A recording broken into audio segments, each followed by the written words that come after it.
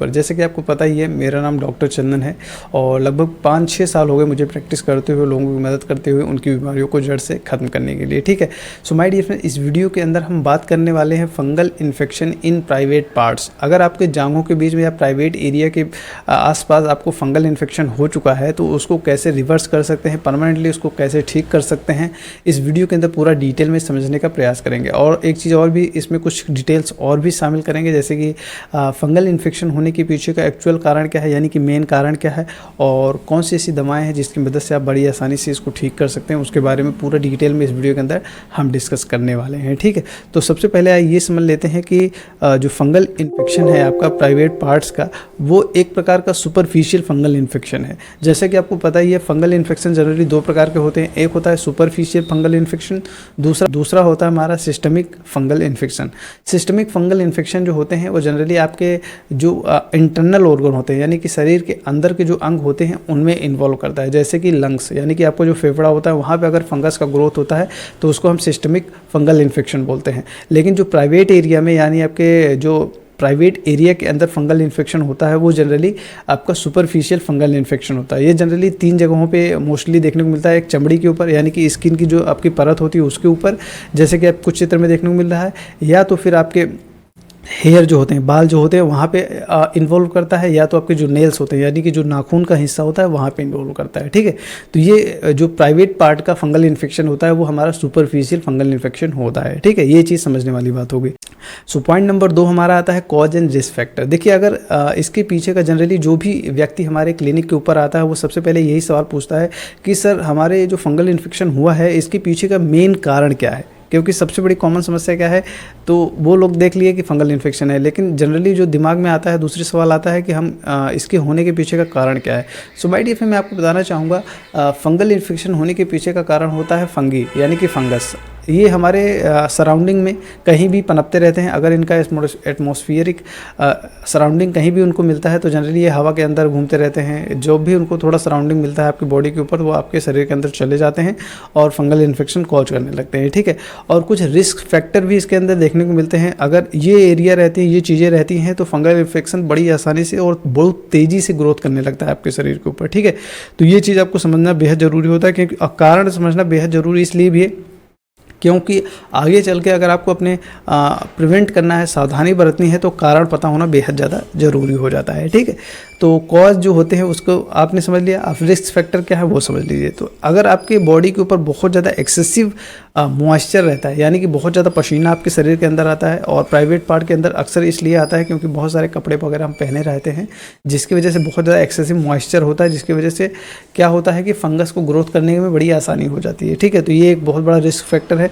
दूसरा होता है पुअर हाइजीन, यानी कि अगर आप अपने प्राइवेट एरिया की साफ़ सफाई उतने अच्छे से नहीं रखते हैं जितनी अच्छे से रखनी चाहिए, तो ये भी मदद करता है फंगस के ग्रोथ को, जिसकी वजह से आपको दांत, खाज, खुजली या फंगल इन्फेक्शन आपके प्राइवेट एरियाज़ के अंदर देखने को मिलने वाला है। ठीक है, और एक बहुत बड़ा आज के समय में जो रिस्क फैक्टर वो है हमारा टाइट क्लोथिंग, क्योंकि फैशन के दौर में लोग बहुत ज़्यादा फिटिंग जीन्स और कार्गो ये सब चीज़ें पहनते हैं, जिसकी वजह से क्या है, वहाँ पे वेंटिलेशन नहीं हो पाता, यानी कि हवा जो होती है बाहर की वो अंदर नहीं आ पाती है, जिसकी वजह से वहाँ पे बहुत ज़्यादा पसीना प्राइवेट एरिया के अंदर बना रहता है, जिसकी वजह से भी आपको फंगस का ग्रोथ होता है और आपकी जो फंगल इन्फेक्शन की समस्या है वो बहुत ज़्यादा बढ़ जाती है। और एक इसी में पॉइंट देखने को मिलता है वो है आपका अगर इम्यून सिस्टम, यानी कि आपकी रोग प्रतिरोधक क्षमता ही आपके शरीर की कम होती है, तो जनरली क्या होता है कि ये थोड़ा सा भी अगर आपके शरीर के ऊपर आता है तो वो तुरंत ग्रोथ करने लगता है। अगर आपकी बॉडी थोड़ी स्ट्रॉन्ग रहती है तो जनरली ये थोड़ा कम इफेक्ट करता है, लेकिन अगर आपका इम्यून सिस्टम वीक रहेगा तो जनरली आपको ये बड़ी आसानी से हो जाता है। ठीक है, एक इसी में एक पॉइंट और देखने को मिलता है रिस्क फैक्टर में, वो है डायबिटीज़। अगर आपको बाई चांस डायबिटीज़ की समस्या होती है तो क्या होता है कि जो शुगर होता है, जो शुगर कंटेंट होता है, इससे क्या है कि ये फंगस को बड़ी आसानी से इधर उधर ले जा सकता है। ठीक है, तो ये एक बहुत बड़ा फैक्टर है। अगर आपको डायबिटीज़ भी है तो भी आपके जो फंगल इन्फेक्शन की समस्या है वो काफ़ी आसानी से बढ़ सकती है आपके शरीर के अंदर। ठीक है, तो ये कुछ कॉज एंड रिस्क फैक्टर हो गए जो कि आपको समझना बेहद ज़रूरी है, क्योंकि जनरली लोगों का यही सवाल रहता है कि सर कारण क्या है होने का। तो कारण आपने समझ लिया, रिस्क फैक्टर मैंने आपको बता दिया, तो वो भी चीज़ आपने समझ लिया।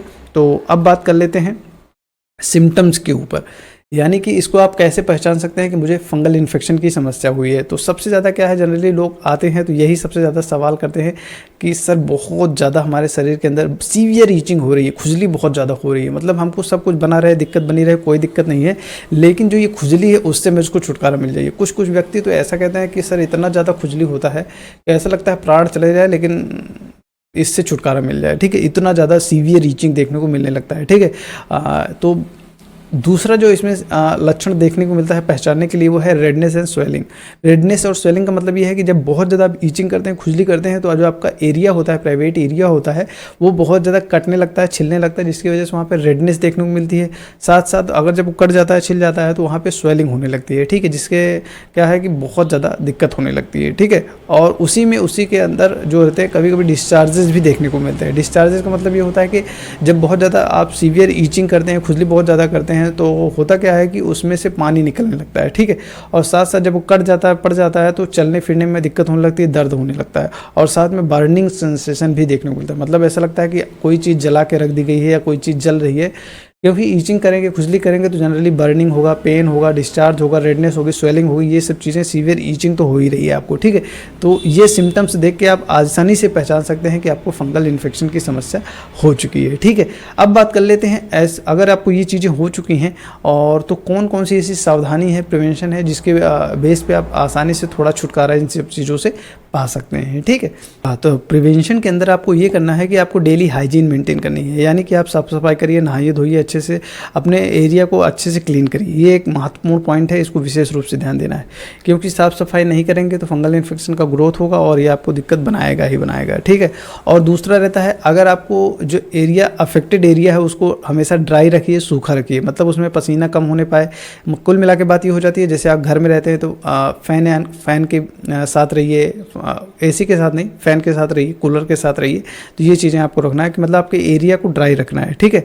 और साथ में अगर आप बहुत ज़्यादा टाइट कपड़े पहन रहे होते हैं तो उसको अवॉइड करना है, उसको बंद कर देना है। आपको बहुत ज़्यादा ढीले ढाले कपड़े, यानी कि आपके जो चमड़ी से, स्किन से जो आपके चिपके ना हो, उस तरीके से आपको कपड़े पहनने हैं। कुल मिला के जैसे देखो मैंने पहने हुए हैं ना, देखो मतलब ढीला ढाला कपड़ा पहनिए, ये चीज़ समझने वाली चीज़ होती है, क्योंकि जितना टाइट कपड़ा पहनेंगे उतना आपको दिक्कत होगी। तो ये चीज़ आपको विशेष रूप से ध्यान देना है।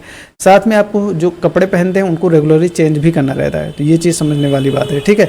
बाकी तो हेल्दी डाइट लेना बेहद ज़्यादा जरूरी हो जाता है। अगर आपको फंगल इन्फेक्शन की समस्या बन गई है तो आपको ये पूर्ण रूप से ध्यान देना है कि हमारा जो खाना पीना होता है वो पूर्ण रूप से सुधारना है, बदलना है, ठीक है। एसिडिक खाना कम खाना, एल्कलाइन फूड ज़्यादा खाना है। एसिडिक का मतलब होता है तेल मसाला वाली चीज़ें, जिसमें फास्ट फूड, ये सब चीज़ें, फ्राइड चीज़ें, ये सब चीज़ें बिल्कुल भी आपको नहीं खानी है, ठीक है। आपको हेल्दी डाइट खानी है, यानी कि रॉ वेजिटेबल, साग सब्जी, ये सब चीज़ें, हेल्दी भोजन, सिंपल भोजन करना है, ये आपको विशेष रूप से ध्यान देना है, ठीक है। क्योंकि जनरली ये देखने को मिलता है कि अगर आप हेल्दी डाइट लेते हैं, अच्छा भोजन लेते हैं, तो आपका शरीर ऑटोमेटिकली हील करने लग जाता है, ठीक है। अब बात कर लेते हैं सबसे इंपॉर्टेंट पॉइंट के बारे में, वो है हमारा फंगल इन्फेक्शन का मेडिसिनल ट्रीटमेंट। अगर आपको फंगल इन्फेक्शन हो चुका है, उसको ठीक करना चाहते हैं, रिवर्स करना चाहते हैं, परमानेंटली ठीक करना चाहते हैं, तो आपको क्या करना पड़ेगा, वो चीज़ आपको समझना चाहिए। माय डियर फ्रेंड, देखिए अगर फंगल इन्फेक्शन से जुड़ी कोई भी समस्या आपको हो गई है और ठीक नहीं हो रही है, तो उसके लिए प्रॉपर मेडिसिनल ट्रीटमेंट जब तक नहीं लेंगे तब तक ठीक होने वाला नहीं है, ठीक है। अगर आपको fungal infection in private part हो चुका है, बहुत ज़्यादा सीवियर ईचिंग, बहुत सारी समस्याएं बहुत ज़्यादा हो रही है और उसके बारे में डिटेल में समझना चाहते हैं, इसको कैसे ठीक करना चाहे, तो आप हमारे व्हाट्सअप के नंबर पे कांटेक्ट कीजिए। मैं आपको पूरा डिटेल में बताऊंगा इसका मेडिसिनल ट्रीटमेंट क्या रहेगा, ठीक है।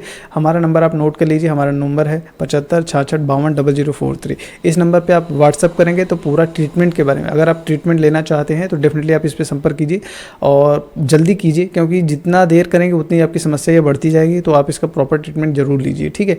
और सोचिए ऐसा कोई जादुई ट्रीटमेंट है तो ऐसा कुछ भी नहीं है, प्रॉपर ट्रीटमेंट चलेगा, प्रॉपर समय देना पड़ेगा आपको, रेगुलर मेडिसिन खानी पड़ेगी, जो परहेज बताया जाएगा उसको आपको रेगुलर बेसिस पे करना है, ठीक है।